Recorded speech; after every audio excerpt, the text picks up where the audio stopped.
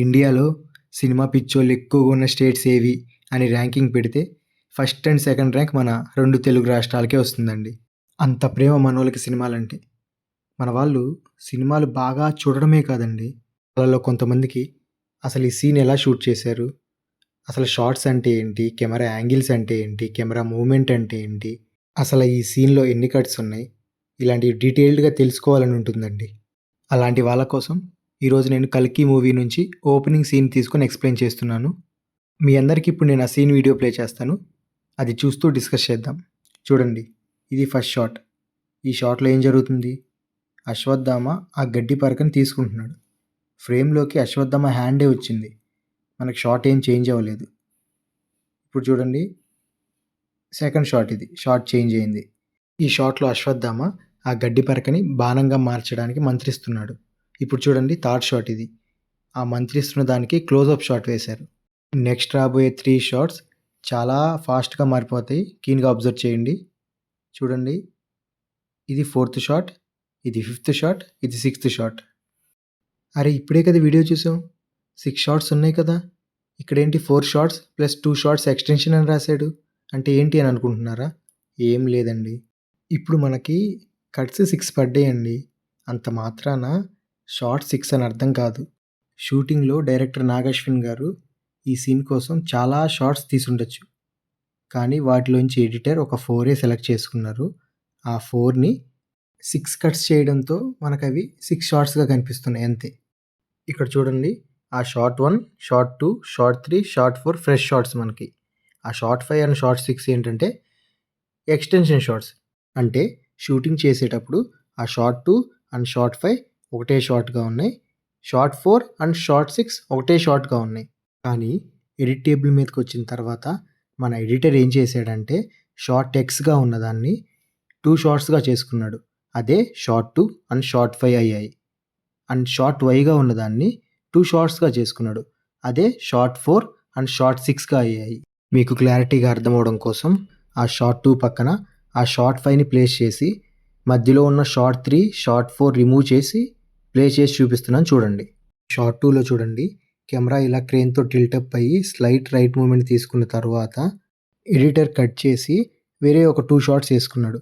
ఆ 2 షాట్స్ వేసుకున్న తర్వాత స్లైట్ రైట్ మూవ్‌మెంట్ అయింది కదా షాట్ 2, దాంట్లో ఒక ఫ్యూ సెకండ్స్ ట్రిమ్ చేసేసుకొని షాట్ ఎక్స్‌లో రిమైనింగ్ ఉన్న పార్ట్‌ని షాట్ 5గా అక్కడ ప్లేస్ చేశాడు.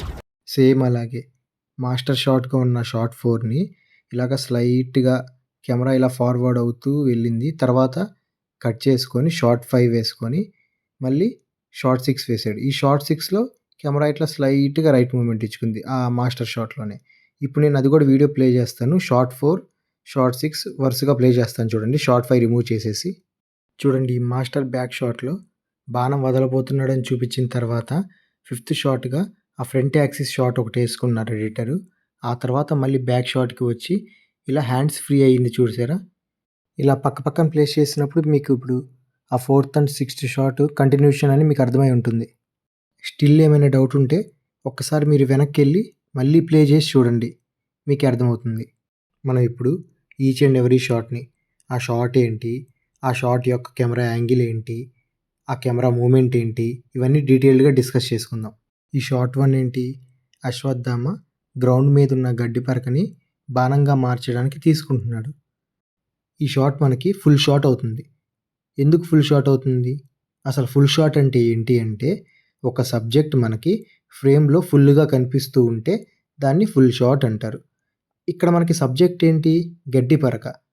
గడ్డి పరక సబ్జెక్ట్ ఎందుకు అయింది అనంటే, ఇక్కడ మనం అశ్వత్థామ ఆ గడ్డి పరకని తీసుకోవడమే చూపించాలనుకుంటున్నాం మనం. అదే మన ఇంటెన్షన్. సో, ఆ గడ్డి పరక అనేది సబ్జెక్ట్ అయింది.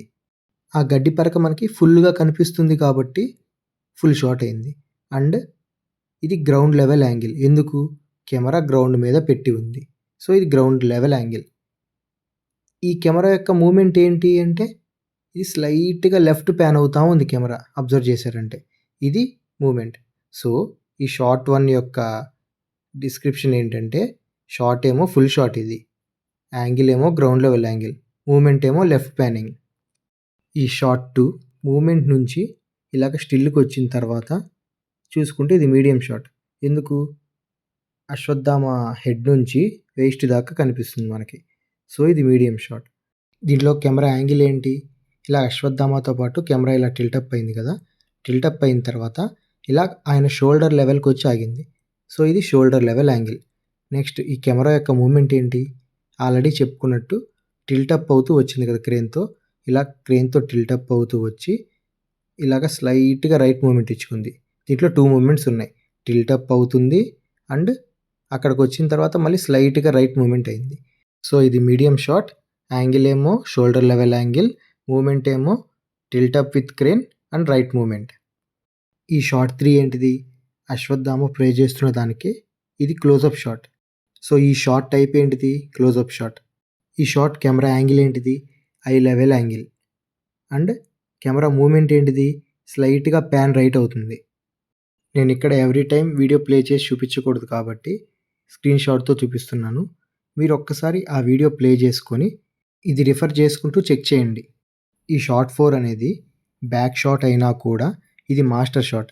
ఎందుకంటే ఇప్పటిదాకా మనం ఈ సీన్ ఏ లొకేషన్‌లో జరుగుతుంది, ఆ సరౌండింగ్స్ ఏంటి, ఆ బ్యాక్ డ్రాప్ ఏంటి అనేది ఇప్పటిదాకా చూపించిన షాట్స్‌లో మనం చూపించలేదు. ఈ 4థ్ షాట్‌లో మనం రివీల్ చేస్తున్నాం. ఏంటి? ఇదొక వార్ లొకేషన్‌లో జరుగుతుంది అని ఒక బ్యాక్ డ్రాప్ రివీల్ చేస్తున్నాం కాబట్టి ఇది మాస్టర్ షాట్ అయింది. మాస్టర్ షాట్ అంటే సీన్ ఓపెనింగ్‌లోనే ఉండాలి అని రూల్ ఏం లేదు.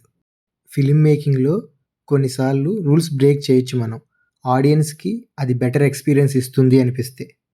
ఈ షాట్ యొక్క కెమెరా యాంగిల్ ఏంటి? లో లెవెల్ యాంగిల్. ఇక్కడ లో లెవెల్ యాంగిల్ ఎందుకు పెట్టుకున్నాడు డైరెక్టర్? ఈ అశ్వత్థామ అనే పర్సను ఒక బలమైన పర్సను, ఒక గొప్ప వ్యక్తి అని మనకి ఆడియన్స్‌కి రివీల్ చేయడం కోసం యాంగిల్ ఇలా పెట్టుకున్నాడు. ఈ షాట్ యొక్క కెమెరా మూవ్‌మెంట్ ఏంటి? ఇలా కెమెరా క్రేన్ మీద ఉండి ఇలా ఫార్వర్డ్ అయింది.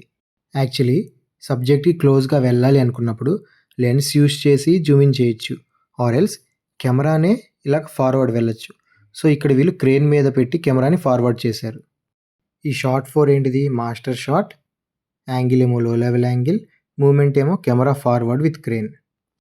ఇప్పటిదాకా వచ్చిన 4 షాట్స్ ఏంటంటే ఫ్రెష్ షాట్స్. అందుకని ఒక్కొక్క షాట్‌కి ఒక్కొక్క కలర్ ఇచ్చాను. ఈ షాట్ 5 ఏంటంటే మనం ఆల్రెడీ డిస్కస్ చేసుకున్నట్టు షాట్ 2కి ఎక్స్‌టెన్షన్. అందుకని ఈ షాట్ 5కి కూడా షాట్ 2 లాగా సేమ్ గ్రీన్ కలర్ ఇచ్చాను. సో, ఇప్పుడు మీరు చూసుకుంటే ఈ షాట్ 5 యొక్క డిస్క్రిప్షన్ ఏంటిది? ఇది కూడా షాట్ 2 లాగే మీడియం షాట్. యాంగిల్ ఏంటి? Same as shot 2. Tilt up to shoulder level. ఈ షాట్ యొక్క కెమెరా మూవ్‌మెంట్ ఒక్కటి చేంజ్ అయింది. ఏంటి? షాట్ 2 ఏమో టిల్ట్ అప్ రైట్ మూవ్‌మెంట్ అయింది కదా! ఈ షాట్ 5లో ఏంటంటే వితౌట్ ఎనీ మూవ్‌మెంట్ ఇలా స్టిల్ ఫ్రేమ్ ఉంది. No movement. ఆల్రెడీ మనం డిస్కస్ చేసుకున్నట్టు ఈ షాట్ 6 కూడా షాట్ 4కి ఎక్స్‌టెన్షన్. ఆ బ్యాక్ షాట్‌కి ఎక్స్‌టెన్షన్ షాట్.